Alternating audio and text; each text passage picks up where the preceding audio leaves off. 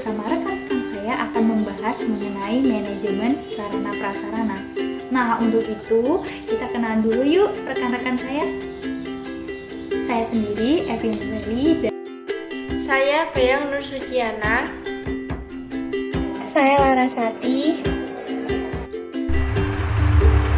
Perkenalkan, saya Zumra Vanessa Ujiana. Nah, sudah kenalan kan dengan rekan-rekan saya? Yuk langsung ke pembahasan.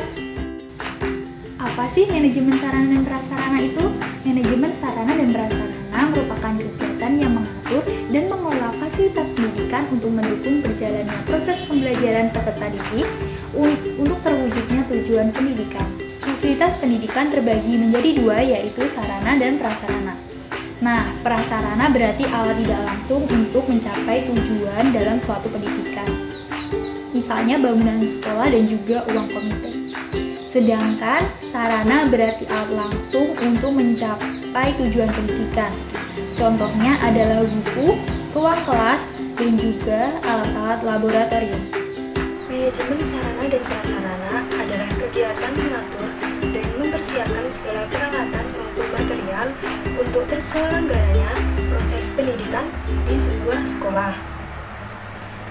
Pengadaan manajemen sarana dan prasarana dibutuhkan untuk membantu kelancaran sebuah proses pembelajaran. Sarana dan prasarana yang ada di sekolah merupakan bagian terpenting yang harus diadakan. Di sini kami akan membahas 4 topik yang ada di dalam sarana dan prasarana.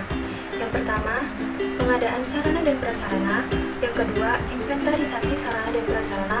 Yang ketiga, pemeliharaan sarana dan prasarana.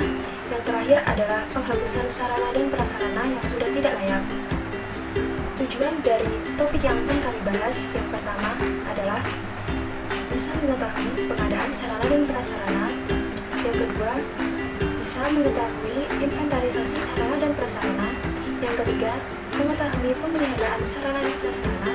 Yang terakhir, mengetahui pengadaan sarana dan prasarana yang telah rusak maupun yang sudah tidak layak untuk dipakai. Pengadaan sarana dan prasarana tentunya melalui 4 poin penting, yaitu perencanaan, pendataan, identifikasi, dan pembelian. Hal pertama yang dilakukan yaitu merencanakan keperluan apa saja yang dibutuhkan di dalam sekolah dengan menyesuaikan keperluan yang akan digunakan ke depannya, jenis dan kualitas perlengkapan, serta memadukan dengan dana yang tersedia. Setelah itu, mendata keperluan yang telah direncanakan dengan keperluan sebelumnya yang sekiranya tak layak pakai dengan memantau kondisi barang tersebut, apakah mengalami kerusakan atau kurang bekerja secara maksimal, sehingga kebutuhan ini perlu dicatat untuk memudahkan penyelenggaraan. Kemudian langkah selanjutnya yaitu mengidentifikasi proses yang telah dilakukan sebelumnya guna mengetahui kesesuaian data yang diperoleh dengan fakta di lapangan. Hal ini bertujuan untuk mengetahui kebenaran data terhadap kondisi sebenarnya. Setelah semua proses dilewati, selanjutnya pembelian barang. Pembelian barang alat tulis kantor bisa dibeli oleh sekolah. Dalam pembelian ini menggunakan dana BOS yang telah dicairkan oleh pemerintah. Dalam membeli kebutuhan, sekolah harus sesuai dengan data yang valid. Materi selanjutnya akan dijelaskan oleh rekan saya, Laras. Inventarisasi merupakan kegiatan pencatatan sarana dan prasarana milik sekolah secara teratur. Biasanya kegiatan ini dilakukan oleh guru maupun staf karyawan yang telah ditunjuk oleh kepala sekolah dengan tujuan untuk mempermudah pengawasan serta pengendalian sarana dan prasarana sekolah. Kegiatan inventarisasi ini dimulai dari pencatatan. Nah, pencatatan di sini adalah mencatat sarana dan prasarana ke dalam sebuah buku yang memang isinya adalah sarana dan prasarana sekolah. Kemudian yang kedua adalah pemberian kode atau disebut juga coding. Nah, yang pertama bisa kita lakukan adalah membuat kode tersebut, bisa dengan cara mencetaknya ataupun menulisnya. Lalu kita tempelkan kepada badan sarana dan prasarana tersebut.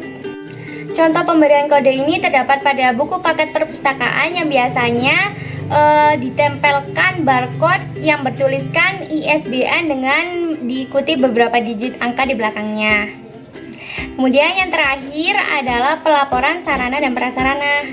Nah, karena sarana prasarana sekolah ini bukanlah milik perorangan, namun milik dinas pendidikan atau bahkan donatur, sebagai bentuk pertanggungjawaban kita adalah dengan melaporkan secara berkala sarana dan prasarana tersebut bahwa kita dapat mengolah dengan baik sarana dan prasarana yang telah diberikan.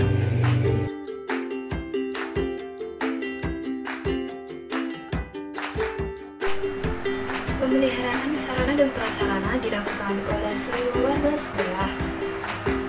Pemeliharaan ini bisa dilakukan dengan menyapu kelas, mengepel kelas, maupun membersihkan rak, tempat alat peraga maupun rak buku. Ketika kita telah melakukan pembelajaran, segala peralatan peraga maupun buku-buku pembelajaran harus dikembalikan kepada tempatnya. Ketika kita membaca buku, kita juga tidak boleh untuk merusak maupun menyobek. Maka dari itu, kita harus membaca buku dengan bijak. Lalu, pemeliharaan sarana dan prasarana ada dua jenis. Yang pertama, pemeliharaan secara sehari-hari. Yang kedua adalah pemeliharaan berkala. Pemeliharaan sehari-hari ini seperti pelaksanaan jadwal piket untuk menyapu kelas maupun membersihkan kaca. Lalu pemeliharaan secara berkala ini bisa dengan pengecatan tembok yang sudah usang, lalu penggantian plafon maupun penggantian kipas angin yang sudah tidak layak pakai. Pemeliharaan sarana dan prasarana ini disukseskan oleh seluruh warga sekolah. Pemeliharaan sarana dan prasarana ini sangat penting karena jika sarana dan prasarana rusak, maka pengadaan biaya untuk pemeliharaan sarana dan prasarana ini membutuhkan biaya yang sangat besar. Materi penghapusan fasilitas sarana dan prasarana. Prosedur ini semacam pemberian belangko kepada sekolah. Prosedur penghapusan harus mencermati langkah semacam mengenali jenis-jenis benda yang hendak dihapus, mencatat fasilitas serta sarana prasarana yang hendak dihapus. Pertimbangan yang digunakan pada proses penghapusan adalah apabila barang dalam kondisi rusak, revisi yang memerlukan pembiayaan cukup besar serta tidak cocok dengan kebutuhan sekolah. Langkah penghapusan fasilitas sarana prasarana pembelajaran dengan tujuan penghematan anggaran serta penangkalan keborosan. Kesimpulan dari materi-materi yang telah disampaikan oleh rekan saya adalah yang pertama, pengadaan sarana dan prasarana dilakukan dengan menentukan skala prioritas terlebih dahulu. Kemudian yang kedua, inventarisasi dilakukan dengan tujuan mempermudah pengawasan sarana dan prasarana. Yang ketiga, tanggung jawab sarana dan prasarana sekolah merupakan tanggung jawab bersama seluruh elemen sekolah. Dan yang terakhir, penghapusan sarana dan prasarana sekolah memiliki beberapa prosedur sebelum akhirnya dilaporkan kepada Dinas Pendidikan.